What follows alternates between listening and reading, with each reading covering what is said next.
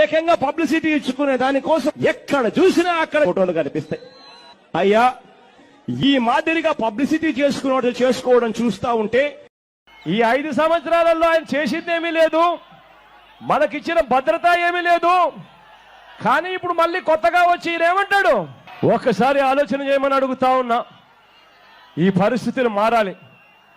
ఈ చెడిపోయిన ఈ రాజకీయ వ్యవస్థలోకి విశ్వసనీయత అన్న పదానికి అర్థం రావాలి.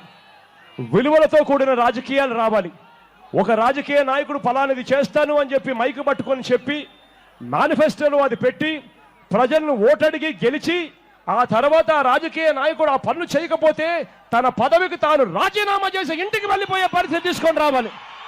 అప్పుడే ఈ చెడిపోయిన ఈ రాజకీయ వ్యవస్థలోకి విశ్వసనీయత అన్న పదానికి అర్థం వస్తుంది.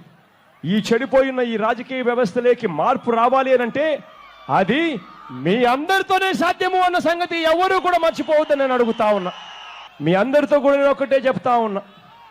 ఎన్నిక రోజు వచ్చేసరికి ప్రతి గ్రామానికి మూటలు డబ్బులు పంపిస్తాడు. అవినీతితో బాగా సంపాదించాడు.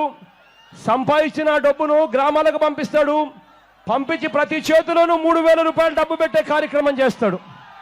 ఈ 5 సంవత్సరాలలో ఆయన చేసిందేమీ లేదు, మనకిచ్చిన భద్రత ఏమీ లేదు. కానీ ఇప్పుడు మళ్ళీ కొత్తగా వచ్చి ఈయనేమంటాడు? ఒక్కసారి ఆలోచన చేయమని అడుగుతా ఉన్నా.